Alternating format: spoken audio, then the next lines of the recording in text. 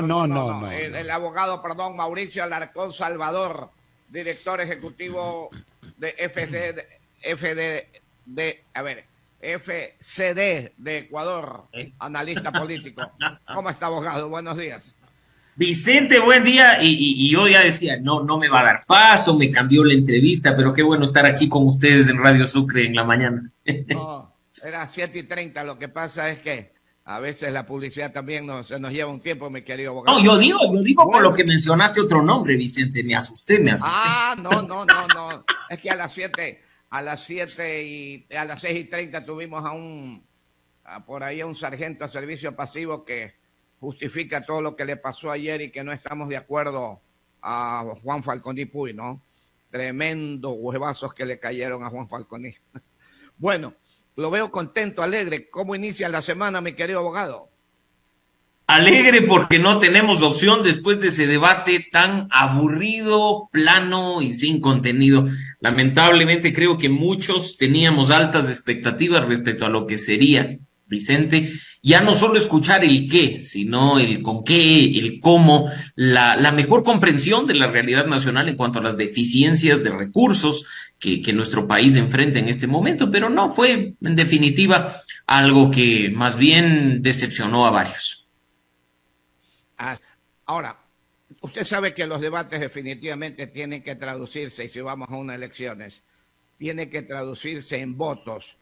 ¿Usted cree que esto restó votos o subió votos a uno de los dos? Yo creo que deja las cosas como están.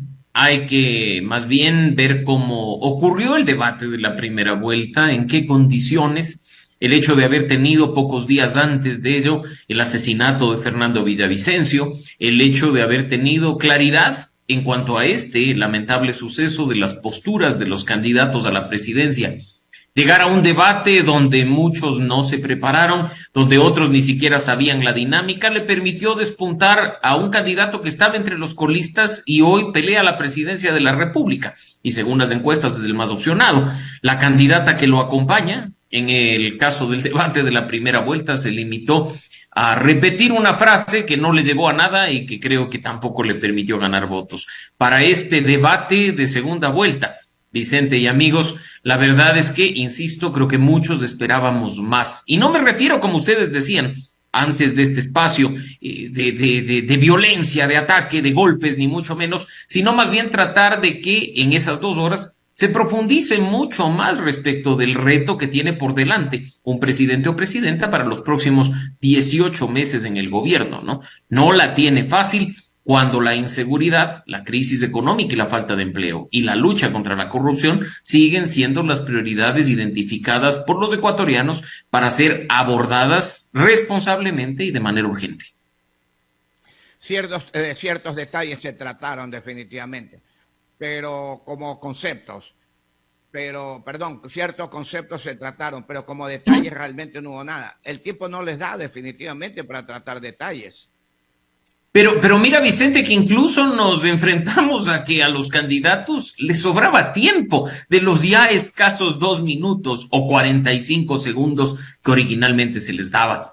Eso también me genera a mí mucho malestar, en el sentido de que si ya sabemos que el recurso tiempo en un debate es limitado, es muy corto, uno tiene que aprovechar cuanto segundo tenga disponible para tratar de llegar a los electores. ¿Cómo puede ser posible que te den 2 minutos con una pregunta concreta, nos guste o no, pero concreta? Hablar de cualquier tema en lugar de enfocarte en responderla y que aún así después te quedes callado faltando 20, 15, 10 segundos y ante el asombro de la conductora, de la moderadora que decía, no tiene nada más que decir. El silencio, eso decepciona. O sea que en todo caso usted cree que los números se mueven o no se moverán. Creo que en definitiva este debate ni quita ni pone, aunque intenten de una u otra organización política posicionar a sus candidatos como triunfadores, creo que poco o nada se moverán las piezas dentro de lo que han mencionado ya las encuestadoras y los centros de estudio de opinión durante los últimos días. Además, hay que tener en cuenta que el porcentaje de indecisos para esta segunda vuelta, según esas encuestadoras responsables que le atinaron a la primera, no es tan alto como en la ocasión anterior. Recordarás tú, Vicente, que al debate de la primera vuelta se llegó en general con niveles superiores al 30% de indecisión, cuando ahora en esta segunda vuelta se habla de entre un 12-15%, que más bien después del debate, creo, podría traducirse en votos nulos. Podrían traducirse en votos nulos, no a favor del uno ni del otro. Pero bueno, 20 minutos para las 8 de la mañana, 20 para las 8. Ahora, es un debate definitivamente a ver cuál es el que mejor está capacitado para llevar el país adelante. Lo que quiere decir que si uno de los dos gana, el país no va a cambiar, según en base al debate, abogado Mauricio Alarcón Salvador. Del un lado, Vicente, escuchamos la reactivación de planes que ya estuvieron activos durante el gobierno de Rafael Correa. Si bien la candidata González no echó mano de esa frase de la primera vuelta de nosotros ya lo hicimos, y más bien intentó proyectarse como una persona que hablaba del futuro y de lo que está por venir, lo cierto es que lo que dijo es más de lo que ya se ha visto en un periodo presidencial anterior. En lo personal, destaco dos lapsus brutus de la candidata, y hay que decirlo como son. El primero, hablar del Ministerio de Energía y Minas como una entidad que se va a crear cuando sabemos que ya existe. Hablar de la Agencia de Regulación y Control Minero, cuando esa agencia está creada y en funcionamiento desde hace varios años. Y además, cuando en una repregunta al señor Noboa le dijo, ¿usted también piensa desdolarizar al Ecuador? Ese también, a mí, y que probablemente ese detalle se les pasó por debajo a muchos, me generó mucho ruido. Esos dos detalles de errores u horrores manifestados por la candidata del un lado, creo que estuvieron terribles. Y del lado de Daniel Noboa, que intentó al inicio, diría con relativo éxito, dar algunos golpes con mensajes a la candidata correísta, al hablar de una refinería inexistente, al decir que pues cuando no se roban los dineros del pueblo todo alcanza, o hablar de corrupción, de impunidad y de lo que significó en su momento, recordarán ustedes, la reconstrucción del país después del terremoto de 2016, termina cayendo en errores u horrores como los de decir que el señor Serrano está vinculado a temas de narcotráfico, sabiendo que al momento ninguna información por el estilo está disponible para tratar de justificar el hecho de que un exministro de Lazo simplemente trabajó para las empresas de su padre, o incluso que cuando Ruth del Salto en el último bloque le aborda respecto a ese viaje que realizó a Rusia pagando él a asambleístas incluso de la Revolución Ciudadana, su respuesta haya sido, no lo pagué yo en definitiva, sino la empresa privada, es decir, mi empresa. Ese tipo de cuestiones deslucen el ya deslucido debate que vimos durante la noche de ayer. Ok, 18 minutos a las 8 de la mañana. 18 minutos y las... Estamos conversando con la Mauricio Alarcón Salvador, director ejecutivo de FSD Ecuador, analista político. Ahora miren, es verdad, las fallas que cometieron el uno y el otro. ¿Qué va a pasar en el futuro si gana uno de los dos? He perdido el audio, no les escucho. A ver, ahí me escucha. Ahí sí, mi querido Vicente. Ya, ok. ¿Qué va a pasar? ¿Qué va a pasar en el futuro si gana uno de los dos? Hay enormes retos por delante, Vicente, y el país debe estar consciente que 18 meses son insuficientes para solucionar los problemas de fondo, pero son suficientes para empezar a dar pasos en firme, acciones concretas que viabilicen esas soluciones definitivas.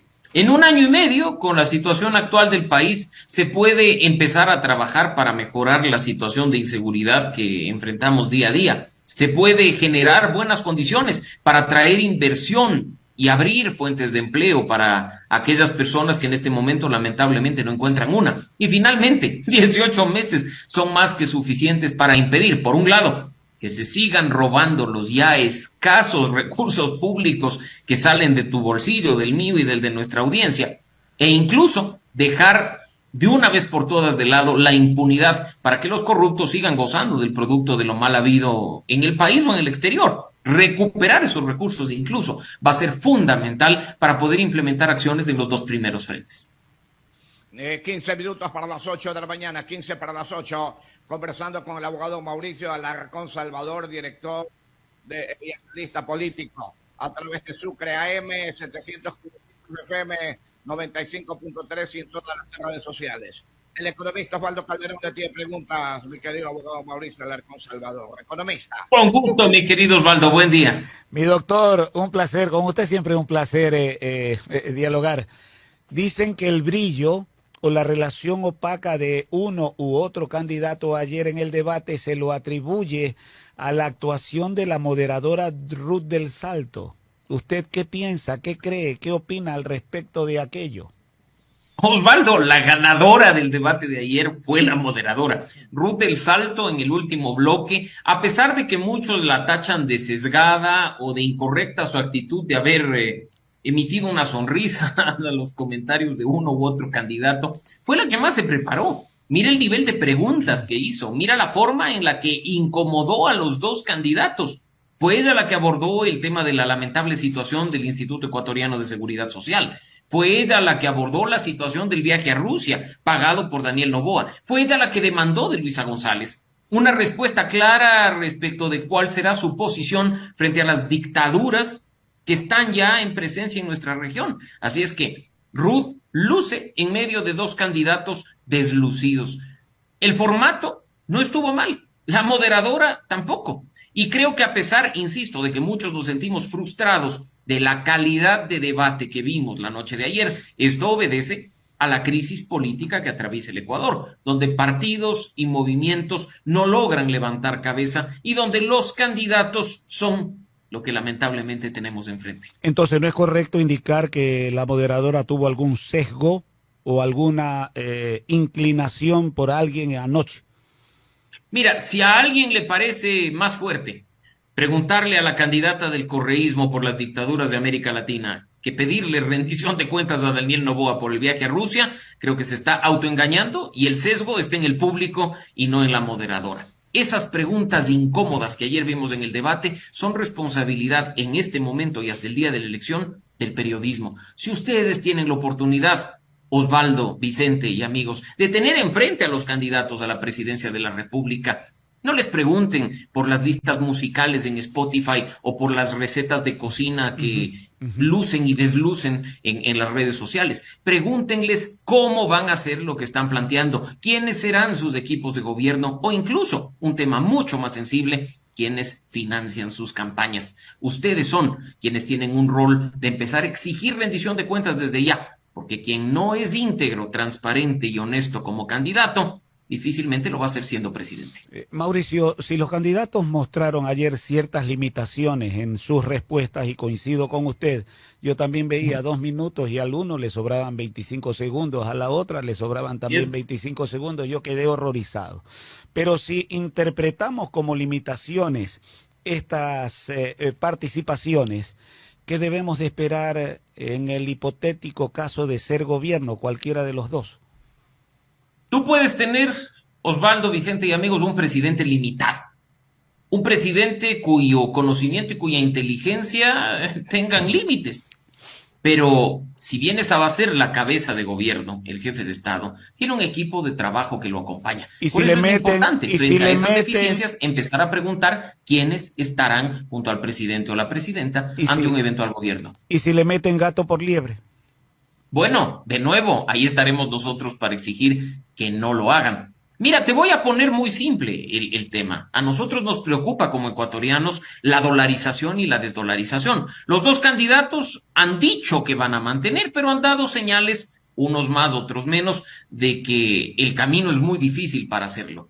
Pero sí marca una diferencia el momento en que sepamos, por ejemplo, quiénes serán los ministros de Economía y Finanzas en el uno o en el otro caso. O incluso, frente a la sorpresa de la noche de ayer, de haber escuchado a la candidata González hablar de los organismos multilaterales, el Fondo Monetario y el Banco Mundial, de los que tanto renegó su jefe, Rafael Correa, la relación con ellos no la lleva el presidente de la República. la lleva quien ocupe el Ministerio de Economía y Finanzas. Así es que esperemos, insisto, que no nos quedemos en lo superficial y empecemos a escarbar un poquito para obtener respuestas concretas de quienes van a querer gobernarnos durante los próximos meses. En la experiencia política, una cosa es lo que se dice y otra es lo que se hace.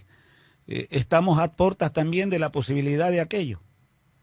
Sin duda, y eso es parte de la politiquería, no de la política seria y responsable que nuestro país demanda desde hace mucho tiempo, no le miente al país, lo que ofrece, cumple. Una persona que se anima a exponerse para llegar a la presidencia de la República ha analizado previamente las condiciones de hacerlo y sabe a lo que se enfrentará, no desde el día 100 o del día 200, desde el día 1.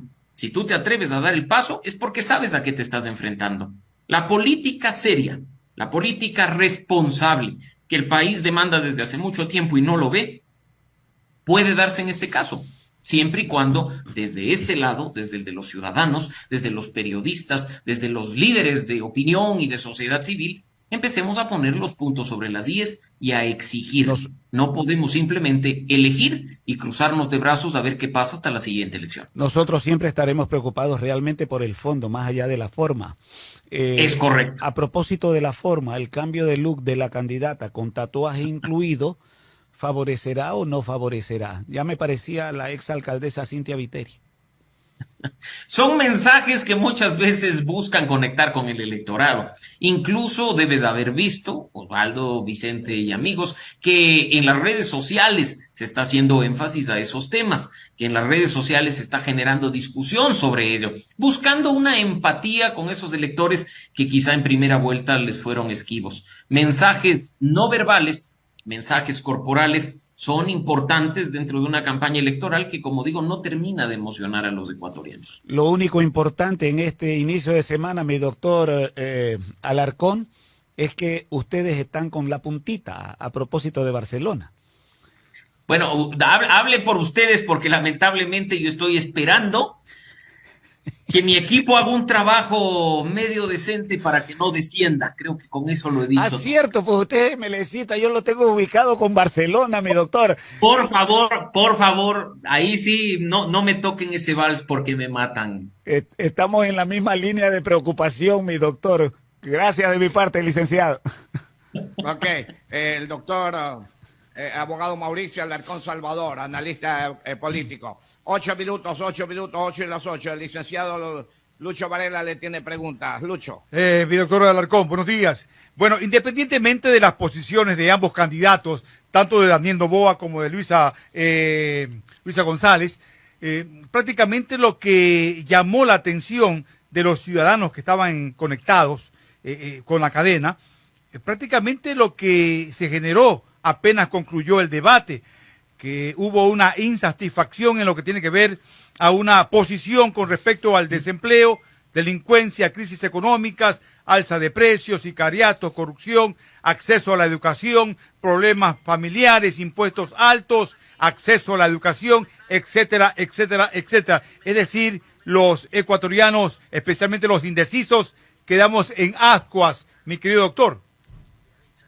Soy uno de ellos, Lucho, que quedó en ascuas, que quedó con más preguntas que respuestas, que quedó con dudas, que en este momento le preocupa la incertidumbre. De nuevo, nos están matando, no tenemos oportunidades de trabajar, nos están robando la plata en las instituciones a propósito de la corrupción. Y claro, todos sabemos que hay que luchar contra la inseguridad y hay que combatir, y hay que hacer un plan. Hay que atraer inversión. Y hay que lograr que esos inversionistas lleguen pronto para que abran sus negocios y generen fuentes de empleo. Todos sabemos que hay que combatir la corrupción. La pregunta es, ¿cómo? ¿Cómo van a hacer? Perfecto, tengamos un plan de seguridad. ¿Cómo? ¿Lo van a hacer con un iluminado que se siente en un escritorio a delinear la política pública y a decir esta es, sin consultarle a la gente, sin entender que el problema de la inseguridad en este momento es multidimensional y aborda temáticas distintas en cada territorio, en cada ciudad, en cada cantón del país? Perfecto, atraigamos inversión extranjera, pero si no damos seguridad jurídica y ya como candidatos estamos hablando de reformas tributarias, por enésima vez, ¿vamos a lograrlo? ¿O vamos a hacer lo que hizo este gobierno de salir de gira para hablar de miles de millones de dólares y terminar festejando que McDonald's trae 32 millones? Es un absurdo. Y en el caso de la corrupción, empecemos pues de nuevo por decir quiénes nos acompañarán en el gabinete. No vaya a ser que por ahí se nos mezcle algún corrupto que haga de su ministerio un botín y aproveche 18 meses para recuperar la inversión que hizo en campaña. Ayer también, yo que estaba viendo el debate, me quedo doctor Alarcón, también me quedé con la intriga, con la incertidumbre, cuando el candidato Noboa le preguntó a la candidata Luisa González con respecto a cuál será la posición de asumir la presidencia de la República con los gobiernos de Venezuela, Cuba, Nicaragua, etcétera, etcétera, etcétera. No, ella al parecer desvió la respuesta, mi querido doctor. ¿Es eso cierto o no? No la respondió, lo decía hace un momento Lucho, en el sentido de que se le hizo esta pregunta. Hay dictaduras que violan derechos humanos, que restringen libertades en el continente. ¿Cuál va a ser su relación con ellas? Ah, sí, en el contexto de Naciones Unidas. Ay, sí, mi mejor amigo, el embajador de Estados Unidos, los embajadores de la Unión Europea. No, señora, díganos cuál va a ser su relación con ellos, no con nosotros. Entonces, esa falta de respuesta, yo creo que a muchos nos tiene intrigados, porque sabemos que después de lo sucedido hace pocos días con el denominado Foro de Puebla, no solo que respaldan esas dictaduras y sus actos, sino que están dispuestas a, como gobierno, darles oxígeno y facilidades para que sigan existiendo. Y lo cierto también que quedamos en ascuas, y con esto termino, mi querido doctor, en cuanto a mí, es el tema de la desdolarización, que en realidad, créame, no sabemos si el uno o el otro o la otra candidata, no sabemos cuál va a ser la posición de asumir la presidencia de la República con el tema de la dolarización. Es fácil decir que se va a sostener la dolarización, pero unos que echarían mano extraordinariamente a la Reserva Internacional en 1.500 millones, otros entre 2.500 y 5.000. Eso afecta a la dolarización. Hablar de que vamos a mantener el dólar como moneda nacional es fácil. En los discursos ya les hemos oído. Pero difícil es cuando se toman medidas en contrario o cuando se mete la pata, como lo mencioné hace un momento, y se le repregunta al candidato diciéndole, ¿usted también va a desdolarizar? ¿También? Es decir, que en los planes de la señora González y del señor Arauz, como hemos venido oyendo, ¿está la posibilidad de la desdolarización? O sea que, como escuchamos en lo del Foro de Puebla, aunque ahí tampoco concretó una respuesta a la señora González, está un plan de desdolarizar a los 3 países de la región que tienen el dólar como moneda nacional, Panamá, El Salvador y Ecuador. Yo creo que ahí hay que empezar a preocuparnos y preguntar, insisto, respecto ya de cuestiones que en realidad, en la práctica, podrían sostener al dólar o podrían ir en el camino contrario. Perfecto, gracias, doctor licenciado. Sí, faltan 3 minutos para las 8. 3 minutos y las 8 de la mañana con el abogado Mauricio Alarcón Salvador, analista político. Abogado, una pregunta. Ayer lo que nos llamó la atención bárbaramente de parte de la señora Luisa González fue su defensa vehemente sobre la tabla de consumo. ¿Usted cree que eso le hace bien al país? Yo creo que un debate tan poco profundo de un tema que nos está matando como sociedad, que es la de las drogas, no nos lleva a nada. Del un lado, hacer chiste diciendo me preocupa su obsesión con la tabla de drogas, y del otro, hablar de algo que, ahí le tengo que dar la razón a la señora González, no se discutió en la Asamblea Nacional mientras los dos estuvieron ocupando una curul. Creo que, de nuevo, es simplemente hablar de aquello que le preocupa a la ciudadanía, pero no tener ni la más remota idea de cómo hacerlo. Ese tipo de cuestiones irresponsables, en definitiva, no nos lleva a nada. En definitiva, no nos lleva a nada. Simplemente nos da la idea de que queremos que el país se vuelva adicto totalmente, generación tras generación. Qué lamentable, mi querido doctor. Ok, lo dejamos con las últimas palabras el día de hoy, mi querido abogado Mauricio Alarcón Salvador.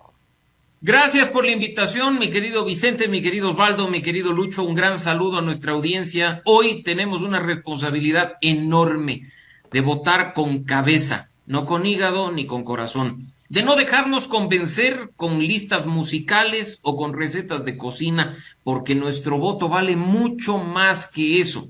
Aún le quedan 13 días al país antes de ir a rayar una papeleta. Y en esos 13 días, que podrían parecer un tiempo corto, pero no lo es, empecemos a demandar respuestas concretas para ver en qué línea irían los candidatos ante la eventualidad de ocupar la presidencia para solucionar esos problemas que nos están matando como país. Ojalá, porque nunca es tarde, haya reflexión profunda en las dos candidaturas y se busque transmitir al Ecuador un poco de esa esperanza que lentamente vamos perdiendo.